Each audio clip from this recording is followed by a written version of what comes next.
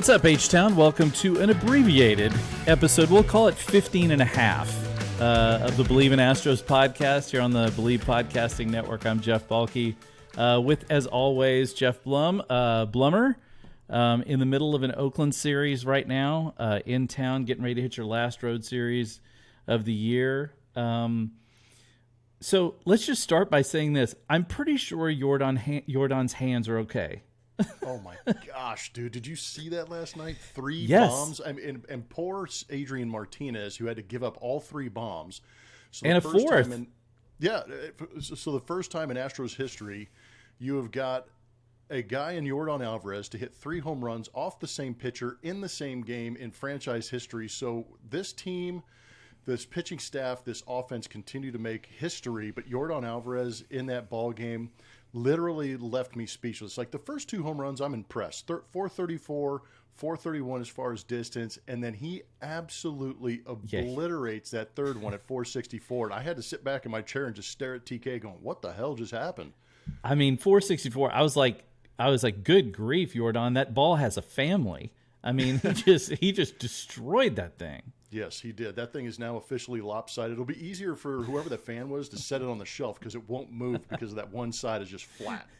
I mean, in the ballpark, too, I don't know, if fans who don't get to go to the ballpark at all or very often, the one thing you can tell when you do go is there is a sound that a home run makes. Like when you hit a ball, and it makes a very distinct sound. And when you hit it that far and that hard, the last time I saw Yordan hit a home run was earlier this year against the Rangers.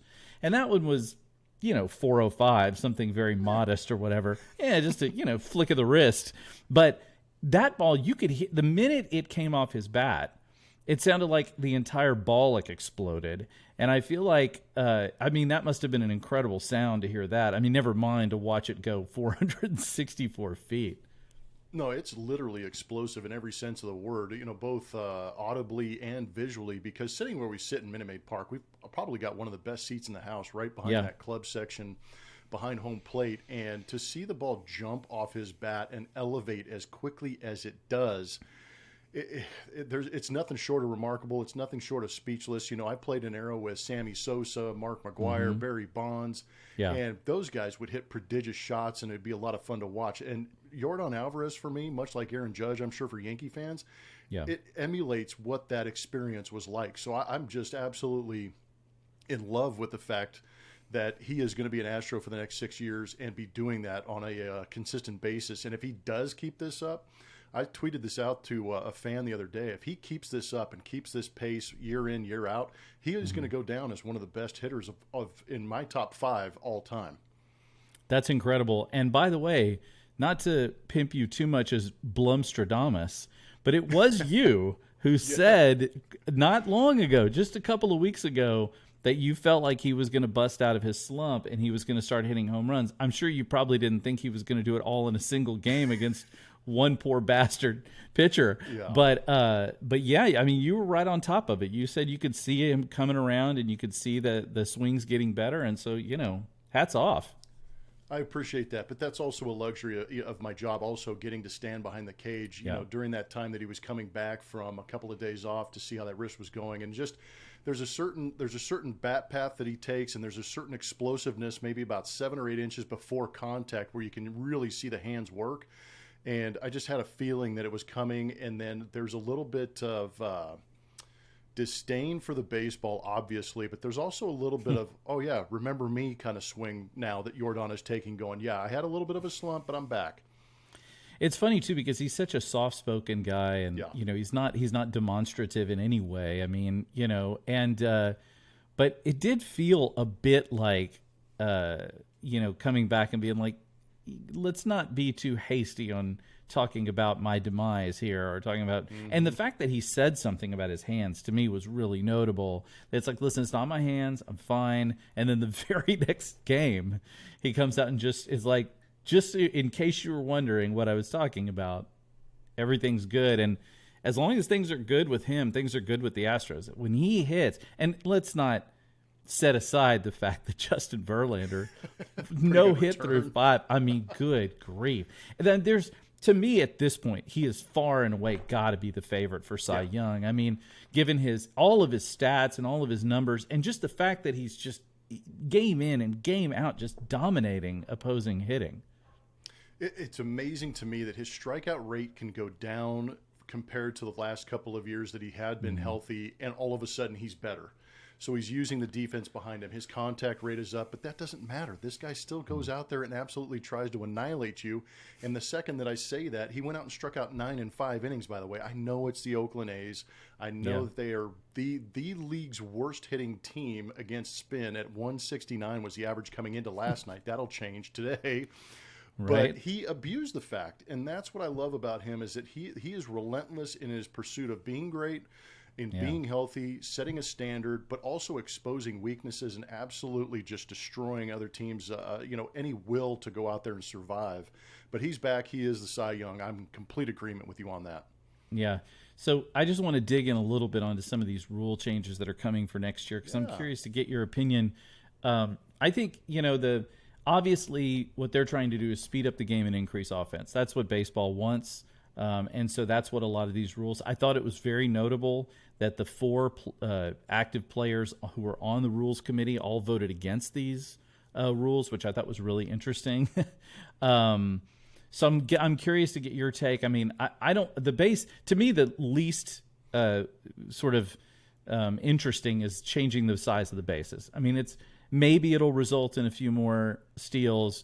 Maybe it'll help cut down injuries, but that just seems pretty benign. But the pitch clock, the no stepping off, and then certainly the shift seem to be the real big points of contention. What are your thoughts on those? I'm with you on the larger base. I think that they said it's going to decrease injury over there by 13%. I don't know if that's enough for me to change the base. There's still got to be contact in this game because it's played with human beings who are out there and they're fallible. And you got to be able to make the adjustment if you're the player. Will it increase stolen bases? Maybe, because you're making the distance they're covering 6 inches shorter, because that base is 3 inches closer to second base and second base is 3 inches closer to first base. Is it going to create more bang-bang plays at first base, or is that runner going to be safe more often than not? Because that base is 3 inches closer to home plate. Right. So now when that guy lunges, he'll hit the base sooner. But at the same time, the first baseman's going to be 3 inches closer to the throw. So I'm with you in the sense that that's kind of a wash for me, and I think it's going to be more interesting to actually physically and aesthetically see the bigger base out there. Right. I do too. Catch everybody off guard. I do too, because they're going to be pretty big. I mean, bases are a decent size already, and I don't think people have ever if you've never picked one up, they're kind of heavy and bulky. Yeah. And when you add more, now I know they're supposed to say they're going to be a little bit lower profile too, so they won't be quite as tall or whatever, and that's part of the injury thing. But these are going to be huge. I mean, plates out there. Those are going to be pretty large. I made a joke the other day with TK. I'm like, they used to, back in the day, they were literally filled up with, dirt or sand. Back in the day, they called them pillows. You're touching the pillows going around the bag. Now I'm wondering if Sealy Serta is going to have a sponsorship, because now they're going to be, or Mattress Max going to jump up and sponsor every base because of the size of mattresses now. It's memory foam. Little memory foam bases. That'll be much nicer to slide into. Yeah. Let's get some memory foam. What about the rest of it, though? I mean, the other things seem to be distinct. I mean, other than maybe lowering the mound or something like that, I mean, these are pretty significant rule changes that are going to impact the game pretty substantially, I would think. Yeah, so we can start with the pitch clock, but I want everybody to understand that the people who have the power in the game felt that this game was getting a little too mechanical, a little too nerdy, a little too analytic, and they were kind of taking over the game. So they wanted to take it back. Put the pitch clock in, ban the shifts, and take some of the analytics out of it and force these guys to play baseball a little bit. But the pitch clock for me is something that I can kind of get behind, and I'm hearing that guys are actually in favor of this. Now, I've talked to a lot of people who have been to a minor league game. I have not yet with the pitch clock, so I have no idea. But when they came back and said, oh my gosh, it's so much fun. I can barely take my, I can barely look at my phone and look up in time to see what pitch is coming. So I appreciate the fact that the pitch clock is in there. I also appreciate, this is where the data came in, and I actually said, wow, that's a substantial difference. When it's 25 to 30 minutes being shaved off a clock, and you're going from 3:05 to 2:35, guess what? More butts in the seats, more eyes on my broadcast, because you can watch it at night before you have to wake up early the next day for work or school. That was the biggest thing for me. But I also do think it is going to increase, the opportunity for the ball to be put in play more frequently, just because you're forcing the game and the pace. And part of the love of the game and the traditionality of it is taking the time and being strategic and thinking through the process. Right. It's going to be tough to adjust, but these guys are good enough to adjust. And all that's going to do is speed up that process a little bit and force us as fans to think a little bit quicker too. Yeah, and I also think one thing that's great about it is, honestly, for the playoffs, to me, is where I think it'll make the most significant difference. I mean, we have playoff games that are just on and on and on. And look, I love baseball, and I have friends who are like, "No, I want it to go on and on. I want to watch as long as I can." I'm like, this has got to be killing the average fan who's like, "Man, I cannot sit there for 4.5 hours for like a 9-inning game." To watch the Red Sox and Yankees for 4.5 hours on a Sunday night? Not me. Nobody. And it's just so much. It's like so long. So, yeah, I'm with you on that. I think it'll be good. I wonder how much it's going to impact pitchers in terms of their ability to, hit the zone consistently. I mean, most of the Astros guys are pretty fast to the plate. We don't have a lot of guys that linger out there. But I do wonder, like, if they start throwing balls, a lot of times it's like, hey, let's just step off for a minute, give myself a breather. They're not going to be able to do that because even the step-offs are now being limited and the mound visits and all that. So it's going to be real interesting to watch. I think you're right. A lot more balls in play probably. Yeah, it's going to force the pitchers to act a little more, be a little more reactive than thinking about it too much. It's going to put a lot of pressure on catchers too. Oh, they're going to hadn't thought about that game plan, and they're going to have to be able to react quickly and erase that last pitch and move on to the next pitch to make sure that you have enough time to give the pitcher what he needs. If there's a guy on first base, you've got to give, if he's picking off, slide step and things like that, and then you've got to make sure that he has enough time to shake you and get to the next pitch that he wants to get to. Right. And then you also have the hitter. There's something I learned yesterday, that the hitter has 8 seconds to get back in the box. So you basically, if you're a pitcher, you have 8-second mark to 15 seconds to get rid of that baseball, or 20 seconds, I believe, with the runner on first base. Mm-hmm. So you're going to have to think a little bit quicker, but there's also an emphasis on getting the hitter back in the box too. Yeah. And the reason I asked that question and wanted to know how quickly the hitter had to be back in the box, because what if a pitcher can actually get the ball back quick enough, agree on the sign, and throw it at 9 seconds? If I'm a hitter, I'm like, dude, this is moving way too fast. I'm freaking out. What the heck is going on? So there's also the flip side where the pitcher could actually speed it up even quicker and really keep guys off balance. So I'm kind of curious to see how it unfolds. But I do think it's the right idea. Yeah, I think it's going to be wild watching it, especially in spring training. I think some of the stuff that's going to happen in spring, there's going to be some wild exchanges in spring training. Like there's going to be like, hold on. Hold on. Wait a minute. This is too fast for me. So what about the shift, though? I mean, the shift is already controversial. I mean, it's been around for quite a while now, but when the Baseball America did a story about the ban in the shift in the minor leagues and found like it did not impact hitting whatsoever. That essentially averages and everything else was the same, even without the shift. So I've got to wonder. I mean, there are a lot of pull guys in lineups. I mean, the Astros have several of them. But what do you make of that? Well, so just off of what you just said right there, because I agree with the comment that is it really going to affect hitting? There's a couple of things. I think that averages will go up, because you are going to open up the middle part of the field possibly, and obviously not having that guy play in shallow right field for left-handed hitters is definitely going to benefit them. You're going to find more base hits getting through the infield because you don't have the 3 guys on one side of the field. So I agree in the sense that the average will go up.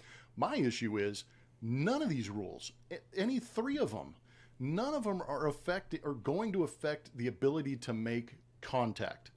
That's the issue. These pitchers are too damn good right now, and hitters are taking way too big of swings and not caring about the strikeout, that contact rates have gone down, and the shift isn't going to make Joey Gallo make more contact. He is still going to make the same amount of contact, and Cody Bellinger is going to make the same amount of contact. They're still going to swing and miss 30-40% of the time, which is mind-boggling no matter how good pitching is. But some of these ground balls are going to sneak through, so their average may go from 200 to 210. I don't know, but the contact rate is where I think they really kind of missed the boat on this by banning the shift. Is the intention to get more hits, more action, but you're not creating more action because you're not creating more contact. That's the issue I think they haven't addressed. How do you think you do that? You move the mound back. You do certain things to the pitcher to penalize them. You change the strike zone. Instead of giving that pitch up in the zone and force them to pitch a little bit down in the zone, instead of flipping these curveballs at the top of the zone where as a hitter, it's tough to create an angle to go attack it and force them back down maybe about, middle of the belly or maybe at the waist down. I think that would affect contact and allow these guys to get some better pitches to hit, because and I know from Mike Trout to Joey Gallo, that chest part of the zone is a blind spot. They can't get to it. But they want to swing at it though. Oh, and that's the thing. And God bless the pitchers for going after him and attacking him up there and getting those outs. I'm all for it. They found a window that they can enter and get, take everything they need and get out of there unscathed. So I think it's great that they're abusing that. Yeah. But getting back to the shift, I think just unilaterally banning the shift was a bad idea. I think they could have had a nice medium and brought the infielders onto the dirt and let them stand wherever they want. I think it's a little too extreme to just ban the shift and force them to stay on their side of the field. Yeah, I do think it was a little weird. Admittedly, there's some shifts that are kind of crazy. I mean, there are some where it's like almost everybody's on one side of the field, and it's like just nobody over here but the ball kid or whatever. I mean, it does get a little weird at times. So yeah, and I could see maybe keeping them off the grass. I agree with you, but I feel like the shift, I just don't think it's going to make that much difference. I just think ultimately guys hit through the shift now. Guys figure out ways hitters. Yes, that's right. And I think if anything, like you said, it'll pump up average for some guys, particularly guys who are light hitting already, but it's not necessary. And by the way, let's be honest, most guys aren't trying to hit ground balls anyway. Most guys are trying to elevate and drive the ball. They don't want to hit onto the ground because there's a greater chance it's going to get picked up by somebody and they're going to get thrown out. They want to hit the ball up and over the infield, not to it. So I think for the good hitters, it's not probably going to change much. I'm in agreement with you. I would love to see more contact. I think the shortening of the game is going to be fascinating to watch. I think it's going to be super fun. I think it's going to really, like you said, it's going to make the experience better. I mean, there's a lot of people who, if you have to drive to go to an Astros game and then you stay for the whole game, maybe you stay, it's Friday night fireworks, then you got it like me the other day when I got in a car with in an Uber with a guy who clearly didn't know where the hell he was going, and it took me like almost an hour to get home, right? So because I'm gonna have a drink at the ballpark, I'm not gonna drive myself. For you for being responsible, by the way. Absolutely, no way. So but here we are. So now it's like it's a 5-hour experience. Not that it wasn't fun, but my God, by the end of it, I just came home. It's like I got to go straight to bed. I'm too much of an old man for all of this stuff. Never mind if you have kids that you have to haul with you. I mean, the patience level of them. How old are your kids, Blummer? Oh, man, I've got a freshman who's 18 at Arkansas, and then I've got triplet seniors who are 17 . So you're almost done, though. 17. You're almost out, though. They're almost out of the house. I'm almost an empty nester, but it doesn't mean my payroll shrinks. Right? College. Wow. 4 college kids at once. Yeah. That just, man, God bless you. It's a good thing you played baseball. Oh, man, it's a real good thing. There's a couple of playoff shares that are paying for college. That's the weddings I'm worried about. No doubt. All right, Blummer. Well, thanks again. And I know we've got a game today. Hopefully, we can just go through and pummel Oakland again. I still can't believe that we got beat by Oakland so many times early in the season. I mean, really, there was a sweep in there somewhere, wasn't there? There was a sweep. I think was it the only road sweep of the year? I feel like it's something like that. Something so awkward. You're right. Yeah, it was so weird. And so, I feel like go in and pummel them. But honestly, we've got Tampa Bay coming. That's going to be a real interesting challenge. Tampa Bay can't really hit, but man, they can pitch. And it's going to be real interesting to see how the Astros hitters, especially now that they seem to be having an offensive resurgence, it'll be real interesting to see how they do against that Tampa Bay pitching, because that's some good pitching. And on this week, when we have our full episode, I want to get your opinion on who you would want to face in the first round. I've read a couple things. Brian McTaggart had a real good thing about it in his weekly column. So we'll dig into that this week. But thanks, everybody, for listening. Find us on Apple, Stitcher, Spotify. Obviously, hit us up on Twitter. If you have questions for me, probably not for me, more for Bleav than me. But hit us up. Hit us up on Twitter, and we'll answer questions for you next week. And I'm not going to make it to the ballpark tonight, which means I won't be buying another hat because I can't seem to go to the ballpark without buying a new hat, and my wife is trying to understand what's wrong with me. And I also won't be eating a soft pretzel. Instead, I will be going to my dear friends Carmen and Rudy, their daughters' quinceañera. Oh, fun. Tonight, my buddy Rudy, who is a massive sports fan, and probably will be trying to sneak peeks at the Astros score in between dances. So, absolutely. Awesome. Thanks, Plummer, and we will see you this week. And thanks, everybody, for watching and listening.